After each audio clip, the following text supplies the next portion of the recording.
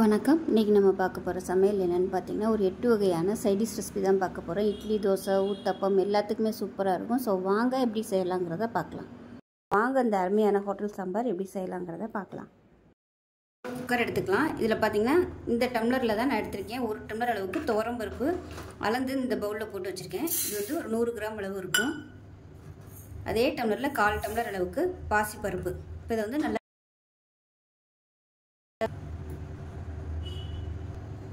இப்போ இதில் 2 வெந்தயம் சேர்த்துக்கலாம். இது கூடவே கொஞ்சமாக மஞ்சத்தூள் சேர்த்துக்கலாம். ஒரு 1/4 டீஸ்பூன் போல் மஞ்சத்தூள் சேர்த்துக்கலாம். கொஞ்சமாக எண்ணெய் விட்டுக்கலாம். ஏன்னா பொங்கி வராமல் இருக்கிறதுக்காக ஒரு 2-3 சொட்டு எண்ணெய் விட்டுக்கலாம். அது மூடி வச்சுட்டு நல்லா பருப்பு வந்து மசிஞ்சு வர அளவுக்கு எத்தனை விசில் வைக்க முடியுமோ அத்தனை வச்சுக்கோங்க. நான் வந்து ஒரு 5 விசில் விட்டுட்டு ஸ்டீம் போனதுக்கப்புறம் பார்க்கலாம். இப்போ ஒரு பேன் எடுத்துக்கலாம். இதில் வந்து நல்லா ஒரு 3 டீஸ்பூன் அளவுக்கு எண்ணெய் விட்டுக்கலாம். இப்போ எண்ணெய் நல்லா சூடாயிருச்சு. இதில் வந்து ஒரு 20 வரமிளகாய் எடுத்திருக்கேன். இது வந்து ரொம்ப குட்டியாக இருக்குது பாருங்கள். சின்னதாகவும் இருக்குது, அதே சமயம் ரொம்ப ஒல்லியாகவும் இருக்குது. ஸோ அதனால் நான் வந்து 20 எடுத்திருக்கேன். அப்படி இல்லை நீங்கள் வந்து நார்மல் வரமிளகாய் வந்து வச்சுருந்தீங்கன்னா 10 எடுத்துக்கோங்க போதும். இது வந்து நான் சின்னதாக இருக்கிறதுனால இவ்வளோ எடுத்திருக்கேன். இதை சேர்த்துக்கலாம். இதை வந்து நல்லா வறுத்துக்கலாம். இது லேசாக வறுபட்டு இருக்கும்போதே உளுந்து வந்து 1 டேபிள் ஸ்பூன் சேர்த்துக்கலாம். அதே சமயம் கடலைப்பருப்பு 1 டேபிள் ஸ்பூன் சேர்த்துக்கலாம். 2 டேபிள் ஸ்பூன் வர கொத்தமல்லி ஏதாவது தனியாக விதை சேர்த்துக்கலாம். 1/2 டேபிள் ஸ்பூன் சீரகம் சேர்த்துக்கலாம். இதை வந்து நல்லா வறுத்துக்கலாம். அடுப்பு வந்து மீடியத்திலே வச்சு நல்லா வாசனை வர அளவுக்கு வறுத்துக்கலாம். இப்போ அது வறுபட்டு இருக்கும்போது சின்னதாக ஒரு துண்டு அளவுக்கு பட்டை சேர்த்துக்கலாம். இது வந்து விருப்பம் இருந்தால் நீங்கள் சேர்த்துக்கோங்க. சேர்த்திங்கன்னா உங்களுக்கு நல்ல ஒரு டிஃப்ரெண்ட்டான டேஸ்ட்டும் நல்ல ஒரு வாசனையும் கிடைக்கும். பருப்பு ஐட்டம் சேர்க்கும்போது இந்த ஒரு பட்டை சேர்த்தோம்னா நல்லாயிருக்கும். எப்பயுமே ஃப்ளேவர் வந்து நல்லாயிருக்கும். பருப்பு குழம்புலாம் வைக்கும்போது உருண்டை குழம்பு வைப்போம்லாம், அந்த குழம்புக்குலாம் நீங்கள் பட்டை போட்டு தாளிச்சிங்கன்னா சூப்பராக இருக்கும். இது நல்லா வறுபட்டுருச்சு. இப்போ வந்து கேஸ் அமர்த்திடலாம். அமர்த்திட்டு 1/4 டேபிள் ஸ்பூன் அளவுக்கு வெந்தயம் சேர்த்துக்கலாம். வெந்தயம் கம்மியாகவே சேர்த்துக்கோங்க, இல்லைன்னா கசப்பாயிடலாம். இந்த சூட்லேயே இதை வறுத்துக்கலாம். இப்போ இதை வேறு பிளேட்டுக்கு மாற்றிக்கலாம். இப்போ அதே பேனில் ஒரு 2 டீஸ்பூன் எண்ணெய் விட்டுக்கலாம். வெங்காயம் தக்காளிலாம் வதக்கணும், அதனால் 2 டீஸ்பூன் எண்ணெய் விட்டுக்கலாம். இப்போ எண்ணெய் நல்லா சூடாயிருச்சு. ஒரு 20 சின்ன வெங்காயம் எடுத்துக்கலாம். இது வந்து கிராம் கணக்கில் பார்த்தா ஒரு 100 கிராம் அளவு கரெக்டாக இருக்கும். இது சேர்த்துக்கலாம்.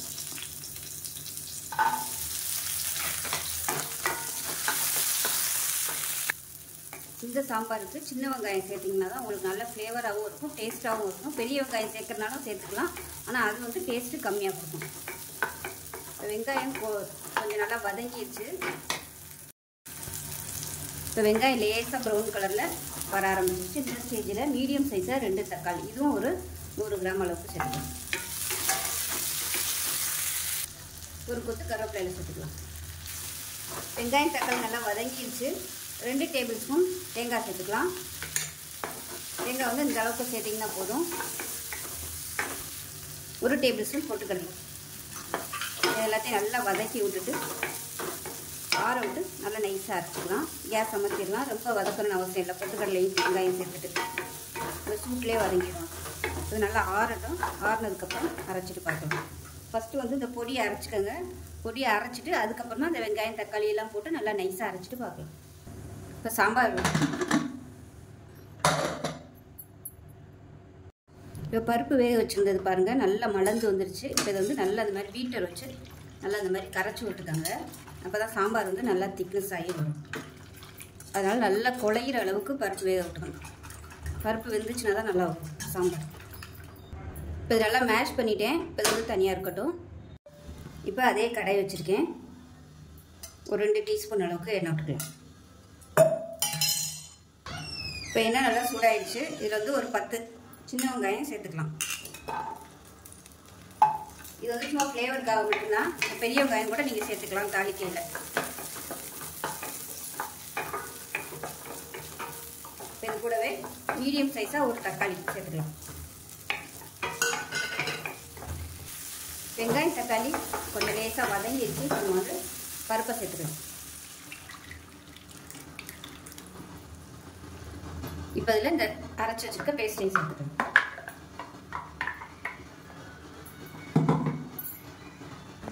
இப்போ மிக்ஸி அரைச்சிட்டு அதை தனியாக சேர்த்துக்கலாம்.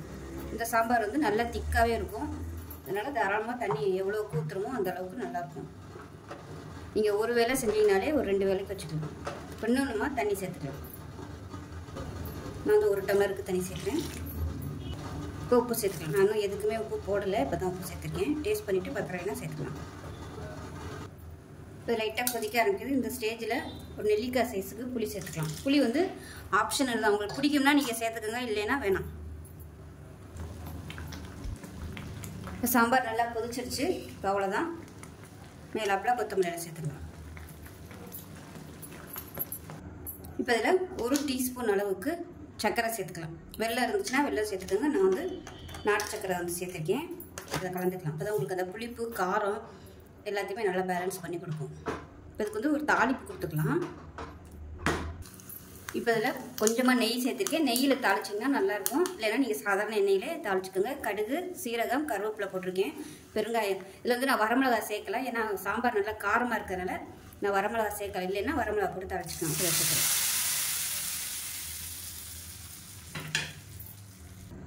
அவ்வளோதான். இப்போ இதை வந்து நல்லா கலந்து விட்டுடலாம். கலந்து விட்டு இன்னும் கொஞ்சம் கொத்தமல்லியில் மேலாப்பில் சேர்த்துக்கலாம். இப்போ நமக்கு அருமையான ரோட்டு கடை ஸ்டைலில் சூப்பரான சாம்பார் ரெடி ஆயிடுச்சு. டேஸ்ட் நல்லா அட்டகாசமாக இருக்கும். ஸோ இது வந்து இட்லி, தோசை, பொங்கல், ஊத்தப்பம் எல்லாத்துக்கும் சூப்பராக இருக்கும். ஒரு தடவை இது மாதிரி செஞ்சு பாருங்கள். கொஞ்சமாக பருப்பு போட்டாலும் உங்களுக்கு நல்லா நிறைய வரும். வெங்காயம் தக்காளிலாம் அரைச்சி சேர்க்குறதுனால, அதுவும் நம்ம பட்டை சேர்த்துருக்கிறதுனால நல்ல வாசனையாக இருக்கும். ஒரு தடவை நீங்கள் அடுத்து சாம்பார் வைக்கும்போது இது மாதிரி செஞ்சு பாருங்கள். செஞ்சு பார்த்துட்டு எப்படி வந்துச்சுங்கிறத சொல்லுங்கள். வீடியோ பிடிச்சிச்சுன்னா லைக் பண்ணுங்கள், கமெண்ட் பண்ணுங்கள், சேனலை சப்ஸ்கிரைப் பண்ணுங்கள், பக்கத்தில் பெல் பட்டனையும் ப்ரெஸ் பண்ணுங்கள். நன்றி. பூண்டு துவையல் எப்படி செய்யலாங்கிறத பார்க்கலாம். இப்போ ஒரு பேன் எடுத்துக்கலாம். இதில் வந்து 1 டேபிள் ஸ்பூன் அளவு நல்லெண்ணெய் சேர்த்துக்கலாம். எண்ணெய் சூடானதும் 2 டேபிள் ஸ்பூன் உளுந்து சேர்த்துக்கலாம். இது நல்லா செவந்து வர அளவுக்கு வதக்கிக்கலாம். நல்லா செவக்க ஆரம்பிக்குது. மெஷரிங் கப்பில் 3/4 கப் அளவுக்கு பூண்டு எடுத்திருக்கேன். நீங்கள் வந்து 1 கப் அளவு கூட எடுத்துக்கலாம். பூண்டு நல்லா வதங்கிட்டு இருக்கு. 1/2 கப் அளவுக்கு கருவேப்பிலை சேர்த்துக்கலாம். நீங்கள் வந்து 1 கப் அளவு கூட எடுத்துக்கோங்க. என்கிட்ட இப்போதைக்கு இவ்வளோ தான் இருக்குது, அதனால சேர்த்துருக்கேன். நல்லா ஃப்ரெஷ்ஷான கருவேப்பிலையாக சேர்த்துக்கோங்க. இப்போ இது கூடவே 10 வரமிளகாய் சேர்த்துக்கலாம். இது வந்து குட்டியாக தான் இருக்குது, அதனால் நான் 10 எடுத்துருக்கேன். பெரிய வரமிளகாய் இருந்துச்சுன்னா நீங்கள் ஒரு 4 இல்லை 5 எடுத்துக்கோங்க, கரெக்டாகும். பூண்டு நல்லா வதங்கினதுக்கப்புறமா 1/4 டேபிள் ஸ்பூன் கடுகு சேர்த்துக்கலாம். 1/2 டேபிள் ஸ்பூன் சீரகம், வெந்தயம் 1/4 டேபிள் ஸ்பூனுக்கும் கம்மியாகவே எடுத்துக்கோங்க. தனியா அதாவது கொத்தமல்லி விதை 2 டேபிள் ஸ்பூன். இதையும் சேர்த்து நல்லா வதக்கிக்கலாம். பூண்டு நல்லா வதங்கினதுக்கப்புறமா இதெல்லாம் சேர்த்துக்கோங்க. இப்போ இதுக்கு தேவையான அளவு உப்பு சேர்த்துக்கலாம். 1/2 டேபிள் ஸ்பூன் அளவு. இப்போ இதில் ஒரு சின்ன நெல்லிக்காய் சைஸுக்கு புளியும் சேர்த்துக்கலாம். இதையும் சேர்த்து நல்லா ஒரு 2 நிமிஷம் வதக்கி விட்டுக்கலாம். இப்போ இது எல்லாமே நல்லா வதங்கிருச்சு. பூண்டெல்லாம் பாருங்கள் நல்லா அப்படியே சிவந்து வரணும். இந்த அளவுக்கு அப்படியே ப்ரௌன் கலரில் வந்துச்சுன்னா தான் உங்களுக்கு நல்லா டேஸ்ட்டாக இருக்கும். பாருங்கள் இந்த அளவுக்கு நல்லா வதக்கணும், இல்லைன்னா உங்களுக்கு பச்சை வாசனை வந்து போகாது. இது வந்து அமர்த்திடலாம். இது கூடவே 1 டேபிள் ஸ்பூன் அளவுக்கு நாட்டு சக்கரை இல்லை வெல்லம் எதுனாலும் சேர்த்துக்கோங்க. இது ஆறுனதுக்கப்புறம் இது எல்லாத்தையும் அரைச்சிக்கலாம். தண்ணி ஊற்றக்கூடாது. தண்ணி ஊற்றாமல் கெட்டியாகவே அரைச்சிக்கோங்க. அப்படி உங்களுக்கு அரைக்கிறதுக்கு தண்ணி தேவைப்படுற மாதிரி இருந்துச்சுன்னா நல்லெண்ணெய் ஊற்றிக்கோங்க. நல்லெண்ணெய் ஊற்றி அரைச்சி எடுத்துக்கோங்க. இப்போ இது கூடவே ஒரு 1/4 டேபிள் ஸ்பூன் அளவுக்கு பெருங்காயத்தூள் சேர்த்துக்கலாம். சொல்ல மறந்துட்டேன். நீங்கள் கட்டி பெருங்காயம் வச்சுருந்தீங்கன்னா பூண்டு வதக்கும் போதே கட்டி பெருங்காயம் போட்டு வதக்கிக்கோங்க. இது வந்து தூளுங்கிறதுனால நான் இப்போ சேர்த்துருக்கேன். இப்போ அரைச்சிட்டு பார்க்கலாம். இப்போ பார்த்தீங்கன்னா துவையல் அரைச்சிட்டு வந்தாச்சு. அம்மியில் அரைச்சிங்கன்னா நல்லா சூப்பராக நைஸாக அரைக்க வரும். நான் வந்து மிக்சியில் போட்டதுனால எனக்கு இந்த அளவு தான் அரைக்க வந்துச்சு. இது வந்து அப்படியே சாதத்தில் போட்டு பரட்டியும் சாப்பிட்லாம். தொட்டு சாப்பிட்றதுக்கும் நல்லாயிருக்கும். இட்லி, தோசை, ஊத்தப்பம் எல்லாத்துக்குமே அருமையாக இருக்கும். காஷ்மீரி மிளகாத்தூள் சேர்த்திங்கன்னா உங்களுக்கு கலர் வந்து நல்லா அப்படியே சிவப்பு கலரில் வரும். நம்ம கருவேப்பிலையெல்லாம் போட்டு நல்லா முறுமுறுன்னு வறுத்ததுனால கலர் வந்து இந்த மாதிரி தான் இருக்கும். இப்போ நமக்கு அருமையான பூண்டு துவையல் ரெடி ஆயிடுச்சு. இட்லி, தோசை, சப்பாத்தி சூப்பராக இருக்கும். எல்லாத்துக்குமே சாதத்தில் நல்லெண்ணெய் ஊற்றி பசங்க சாப்பிட்டிங்கனாலும் நல்லா அட்டகாசமாக இருக்கும். பசியின்மை, ஜீரண சக்தி, பித்தம் எல்லாத்துக்குமே இந்த துவையல் வந்து சாப்பிட்டிங்கன்னா உங்களுக்கு நல்ல பலன் கிடைக்கும். இருக்கும். வேஸ்ட்டாக கிடக்கிற சௌச்சௌ காய் வச்சு ஒரு சூப்பரான தக்காளி சட்னி எப்படி செய்யலாங்கிறத பார்க்கலாம். இதில் வந்து ஒரு 4 டேபிள் ஸ்பூன் எண்ணெய் விட்டுக்கலாம். வெங்காயம் தக்காளி எல்லாமே வதக்கணும், அதனால் எண்ணெய் வந்து கொஞ்சம் கூட சேர்த்துக்கலாம். எண்ணெய் சூடாயிருச்சு. 1 டேபிள் ஸ்பூன் உளுந்து, 1 டேபிள் ஸ்பூன் கடலைப்பருப்பு. இப்போ இதில் ஒரு 6 வரமிளகாய் சேர்த்துக்கணும். இது கூடவே 2 பச்சை மிளகாயை உடைச்சிட்டு சேர்த்துக்கணும். இப்போ இது கூடவே 2 பெரிய வெங்காயம் நறுக்கினதை சேர்த்துக்கலாம். அது கூடவே 5 பூண்டு பல் சேர்த்துக்கலாம். இது கூடவே 1 கப் அளவுக்கு சவுச்சவ் சேர்த்துக்கலாம். தோல் எடுத்துட்டு இந்த அளவுக்கு கட் பண்ணிக்கோங்க. அது கூடவே ஒரு கைப்பிடி அளவுக்கு புதினா இலையும் சேர்த்துக்கலாம்.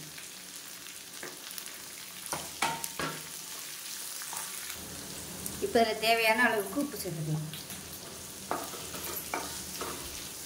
இப்போ வெங்காயம் லேசாக வதங்க ஆரம்பிச்சிருச்சு. மீடியம் சைஸாக 2 தக்காளி கட் பண்ணதை சேர்த்துக்கலாம். இப்போ இது எல்லாமே நல்லா வதங்கணும். இப்போ பாருங்கள், எல்லாமே நல்லா வதங்கிருச்சு. இப்போ இதில் வந்து ஒரு 3 டேபிள் ஸ்பூன் அளவுக்கு துருவன தேங்காய் சேர்த்துக்கலாம்.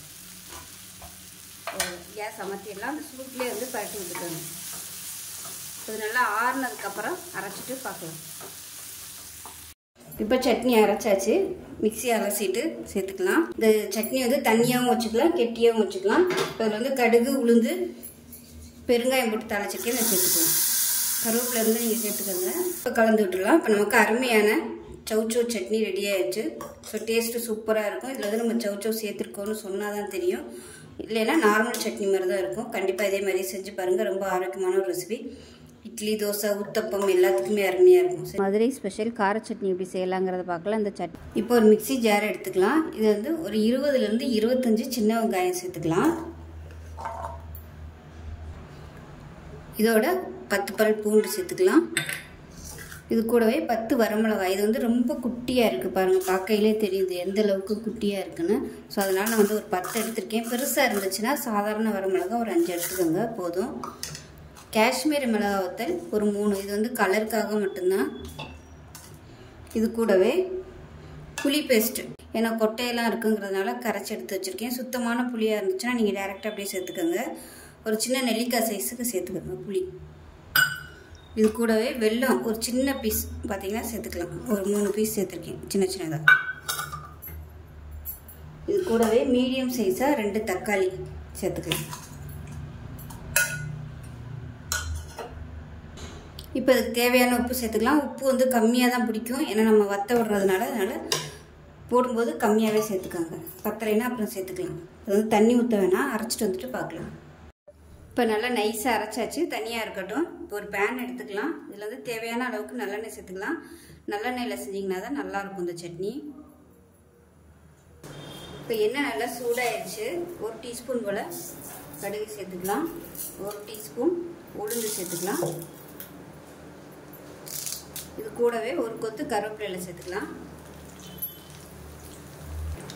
கடுகு உளுந்து நல்லா பொரிஞ்சிருச்சு. இப்போ இதில் வந்து பெருங்காயம் சேர்த்துக்கலாம். சேர்த்துட்டு கலந்து விட்டுக்கலாம்.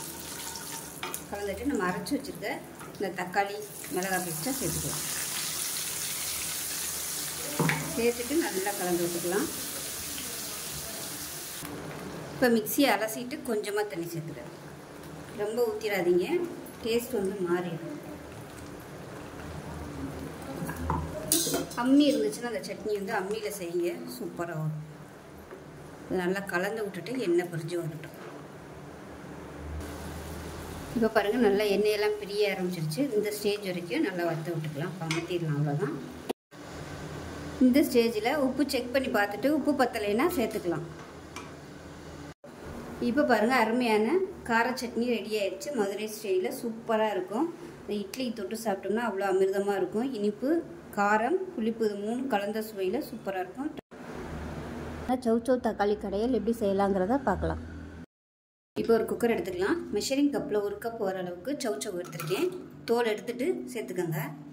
இந்த அளவுக்கு கட் பண்ணிங்கன்னா போதும். நம்ம வெந்ததுக்கப்புறமா கடையை தான் போகிறோம், அதனால் ரொம்ப பொடியாக கட் பண்ணணும்னு அவசியம் இல்லை. இப்போ அதில் மீடியம் சைஸாக ஒரு 3 தக்காளி பொடியாக கட் பண்ணி வச்சுருக்கேன், அதை சேர்த்துக்கலாம். இது கூடவே ஒரு 5-6 பல் பூண்டு சேர்த்துக்கலாம். 6 பச்சை மிளகாய் சேர்த்துக்கலாம். சின்ன சைஸுக்கு புளி சேர்த்துக்கலாம். ஒரு கைப்பிடி அளவுக்கு கொத்தமல்லி இலை சேர்த்துக்கலாம்.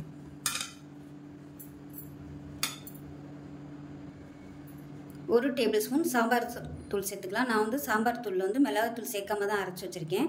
அதனால நான் மிளகாத்தூள் வந்து தனியாக சேர்த்துக்கிறேன். நீங்கள் வந்து சேர்த்து அரைச்சி வச்சுருந்தீங்கன்னா மிளகாத்தூள் தனியாக சேர்க்கணும்னு அவசியம் இல்லை.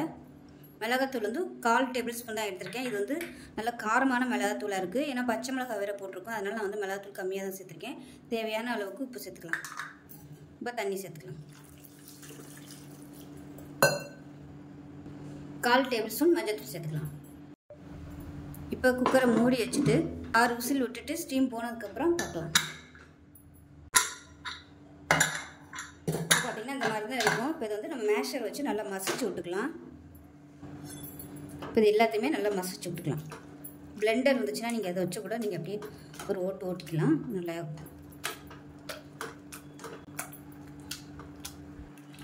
இப்போ பாருங்கள், நான் வந்து ஹேண்ட் பிளெண்டர் வச்சுருந்ததுனால போட்டு நல்லா மசிச்சிட்டேன்.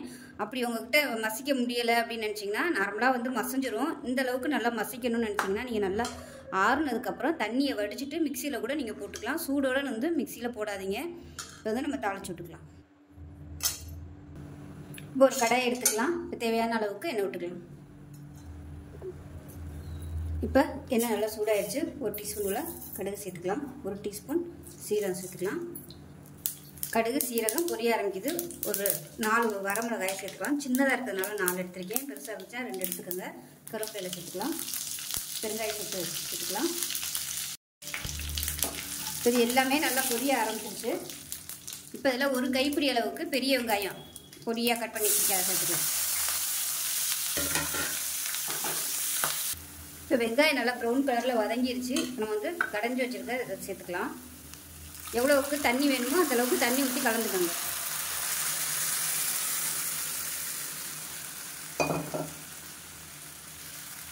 இது வந்து ஒரு 2 நிமிஷம் கொதிக்கட்டும். உப்பு டேஸ்ட் பண்ணி பார்த்துட்டு உப்பு கலந்துக்கலாம்.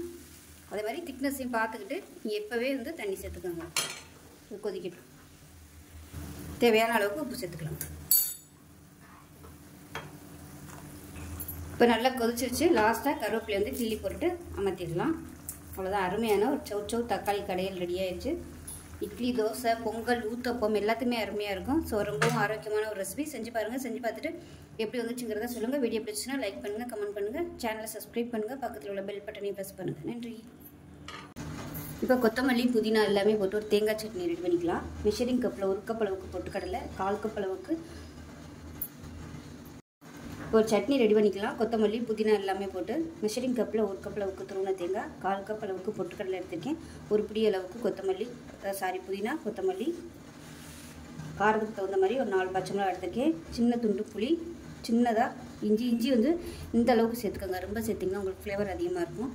அதே மாதிரி ஒரே ஒரு பூண்டு, ஒரு 4 சின்ன வெங்காயம். இப்போ இது எல்லாத்தையுமே அரைச்சிக்கலாம். தேவையான அளவு உப்பு போட்டுட்டு நல்லா கெட்டியாக அரைச்சிக்கலாம். இப்போ நமக்கு சட்னி ரெடி ஆகிடுச்சு. இப்போ இதில் கடுகு, சீரகம், பெருங்காயம், கருவேப்பிலை, வரமிளகாய் போட்டு தாளிச்சிருக்கேன். எப்பயும் போல் தாளித்து கொட்டிக்கலாம். இன்றைக்கி நம்ம பார்க்க போகிற சமையல் அருமையான ஒரு மிளகாய் சட்னி எப்படி செய்யலாங்கிறத பார்க்க ஒரு மிக்சி ஜார் எடுத்துக்கலாம். இதில் பார்த்தீங்கன்னா மீடியம் சைஸாக ஒரு தக்காளி சேர்த்துக்கலாம். இந்த மாதிரி கட் பண்ணிக்கோங்க. இதோட ஒரு 4 பல் பூண்டு சேர்த்துக்கலாம். கொஞ்சமாக புளி சேர்த்துக்கலாம். இது கூடவே 18 வரமிளகாய் சேர்த்துக்கலாம். இது வந்து சின்னதாக இருக்கிறதுனால 18 எடுத்திருக்கேன். பெருசாக இருந்தால் உங்கள் காரத்துக்கு தகுந்த மாதிரி எடுத்துக்கோங்க. இப்போ இது கூடவே 1 டீஸ்பூன் போல் காஷ்மீரி மிளகாத்தூள் சேர்த்துக்கலாம். இது வந்து இருந்தால் சேர்த்துக்கோங்க, இல்லைன்னா விட்டுடலாம். இப்போ இதுக்கு தேவையான அளவுக்கு கல்லுப்பு சேர்த்துக்கலாம். இதை வந்து தண்ணி ஊற்றாமல் அரைச்சிட்டு வந்துட்டு பார்க்கலாம். இப்போ பாருங்கள், இந்த அளவுக்கு நல்லா நைஸாக அரைச்சிக்கணும். தண்ணி ஊற்றக்கூடாது. இதில் வந்து எண்ணெய் சேர்த்துக்கலாம். நல்லெண்ணெய், தாராளமாகவே நல்லெண்ணெய் சேர்த்துக்கலாம். ஏன்னா நம்ம காரம் அதிகமாக வச்சுருக்கிறதுனால நல்லெண்ணெய் நிறைய சேர்த்தா தான் அந்த காரம் வந்து தெரியாது. எண்ணெய் நல்லா காஞ்சிருச்சு. 1 டீஸ்பூன் போல் கடுகு, உளுந்து சேர்த்துக்கலாம். கடுகு, உளுந்து நல்லா பொரியட்டும்.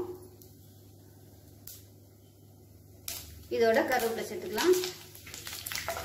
இந்த ஸ்டேஜில் கேஸ் வந்து அமர்த்திடுங்க. கேஸ் அமர்த்திட்டு கொஞ்சமாக பெருங்காயத்தூள் சேர்த்துக்கலாம். சேர்த்துட்டு நல்லா கலந்துருங்க. கலந்துட்டு நம்ம அரைச்சி வச்சுருக்க சட்னியை இதில் சேர்த்துடலாம். தண்ணி வந்து ஊற்றக்கூடாது. தண்ணி ஊற்றுனீங்கன்னா உங்களுக்கு டேஸ்ட் வந்து மாறிடும். இப்படி ஒரு வேளை தண்ணி ஊற்றி தான் நீங்கள் அரைச்சிருக்கீங்க அப்படின்னா தண்ணி வந்து நல்லா வத்துற அளவுக்கு சுருண்டு வர அளவுக்கு நல்லா வதக்கிக்கணும். அவ்வளோதான். இந்த சூட்டிலே வந்து இதை வதக்கிட்டோம்னா அந்த பச்சை வாசனை வந்து போயிடும். அவ்வளோதான், சூப்பராக இருக்கும். தேங்காய் சட்னி விட இந்த சட்னி வச்சு சாப்பிட்டோம்னா அட்டகாசமாக இருக்கும். இப்போ பாருங்கள், நல்லா வதக்கியாச்சு. அந்த சூட்டிலே பச்சை வாசனை போகிற அளவுக்கு நல்லா வதக்கியாச்சு. அவ்வளோதான், அருமையாக இருக்கும். சூடான இட்லிக்கு கொஞ்சமாக தொட்டுக்கிட்டு சாப்பிட்டோம்னா அட்டகாசமாக இருக்கும். கார சட்னி தான் பார்க்க போகிறோம். ரொம்ப சிம்பிளாக டக்குன்னு செய்கிற மாதிரி ஒரு கார சட்னி இட்லி. இப்போ ஒரு குக்கர் எடுத்துக்கலாம். இதில் வந்து ஒரு 4 தக்காளி சேர்த்துக்கலாம். இது மாதிரி ப்ளஸ் மாதிரி போட்டுக்கோங்க, அப்போ தான் உள்ளே வந்து நல்லா வேகும். அதே மாதிரி 3 காஷ்மீரி மிளகாய் சேர்த்துக்கலாம். எவ்வளோ காரம் தேவையோ அதுக்கு தகுந்த மாதிரி நீங்கள் மிளகாய் சேர்த்துக்கலாம். நான் வந்து 3 காஷ்மீரி மிளகாத்தூளும் 3 வந்து சாதாரண மிளகாயும் சேர்த்துருக்கேன். இப்போ இதில் முங்குற அளவுக்கு மட்டும் தண்ணி ஊற்றினா போதும். ரொம்ப ஊற்றிட வேணாம், முங்குற அளவுக்கு மட்டும் ஊற்றினா போதும். இப்போ இது வந்து நல்லா ஒரு 3 விசில் விட்டுட்டு பார்க்கலாம். இப்போ எப்படி இருக்குன்னு பார்க்கலாம். இப்போ பாருங்கள், இது வந்து நல்லா ஆறிடுச்சு. நல்லா ரொம்ப நேரம் விட்டுட்டேன். சூடோடு எடுத்திங்கன்னா உங்களுக்கு இது வந்து உரிக்க வராது, கஷ்டமாக இருக்கும். அதனால் இப்போ இந்த தோல் எல்லாமே எடுத்துடலாம். இப்போ பார்த்திங்கன்னா எல்லாத்தையுமே எடுத்துட்டேன். தோலை எடுத்துட்டு இந்த நடுவில் வந்து இந்த சதப்பகுதி இருக்கும் பாருங்கள், இந்த கல் மாதிரி இருக்கும் இல்லையா, இதை வந்து நம்ம கத்தியை வச்சு எடுத்துடலாம். இப்போ பாருங்கள், எல்லாத்தையுமே எடுத்துட்டேன் நான். இப்போ இதை வந்து ஒரு மிக்சி ஜாரில் சேர்த்துக்கலாம். இப்போ இது எல்லாத்தையும் மிக்சி ஜாரில் சேர்த்துட்டு ஒரு 5 பூண்டு பல் சேர்த்துக்கலாம். இது வேஸ்ட் பண்ண வேணாம், நம்ம வந்து கடைசியாக அந்த தண்ணியை சேர்த்துக்கலாம். இப்போ இதில் கொஞ்சமாக கல்லுப்பு சேர்த்துக்கலாம். இப்போ இதில் கொஞ்சமாக புளி சேர்த்துக்கலாம். இப்போ இது வந்து நல்லா நைஸாக அரைச்சிக்கலாம். இப்போ சட்னி நல்லா நைஸாக அரைச்சாச்சு. இப்போ தனியாக இருக்கட்டும். இப்போ ஒரு கடாயை எடுத்துக்கலாம். கடாய் சூடானது தேவையான அளவுக்கு நல்லெண்ணெய் விட்டுக்கலாம். எண்ணெய் சூடானதும் 1 டீஸ்பூன் கடுகு சேர்த்துக்கலாம். 1 டீஸ்பூன் ஜீரகம் சேர்த்துக்கலாம். கடுகு சீரகம் வெடிக்க ஆரம்பிச்சிருச்சு. கருவேப்பிலை சேர்த்துக்கலாம். பெருங்காயத்தூள் சேர்த்துக்கலாம். இப்போ மறைச்சி வச்சுக்க இந்த சட்னி சேர்த்துக்கலாம்.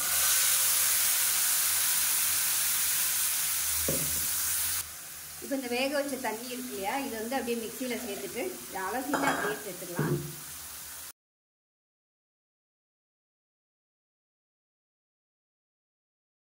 நல்லா கலந்து வச்சுக்கலாம். இப்போ இது ரொம்ப நேரம் கொதிக்கணும்னு அவசியம் இல்லை. ஏற்கனவே நம்ம நல்லா வேக வச்சு தான் எல்லாமே சேர்த்துருக்கோம். அதனால் கொஞ்சம் நல்லா கொதி வரட்டும். 1 நிமிஷம் கொதிச்சாலே போதும்.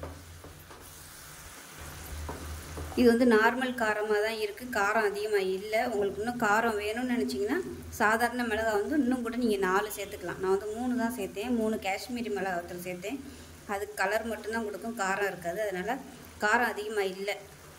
நீங்கள் வேணும்னா இன்னும் கூட ஒரு 4-5 மிளகாய் போட்டுக்கலாம். நல்லா காரசாரமாக சாப்பிட்ணுன்னு நினச்சிங்கன்னா அமர்த்திடலாம். அவ்வளோதான், நமக்கு அருமையான சட்னி ரெடி ஆயிடுச்சு. ஒரு கார சட்னி, ரொம்ப சிம்பிளான சட்னி, ரொம்ப ஈஸியாகவும் பண்ணிக்கலாம். டேஸ்ட் நல்லா அட்டகாசமாக இருக்கும். இட்லி, தோசை, ஊத்தப்பம் எல்லாத்துலேயும் சூப்பராக இருக்கும். ஸோ செஞ்சு பாருங்கள். செஞ்சு பார்த்துட்டு எப்படி வந்துச்சுங்கிறத சொல்லுங்கள். வீடியோ பிடிச்சிச்சுன்னா லைக் பண்ணுங்கள், கமெண்ட் பண்ணுங்கள், சேனலை சப்ஸ்கிரைப் பண்ணுங்கள், பக்கத்தில் உள்ள பெல் பட்டனையும் ப்ரெஸ் பண்ணுங்கள். நன்றி.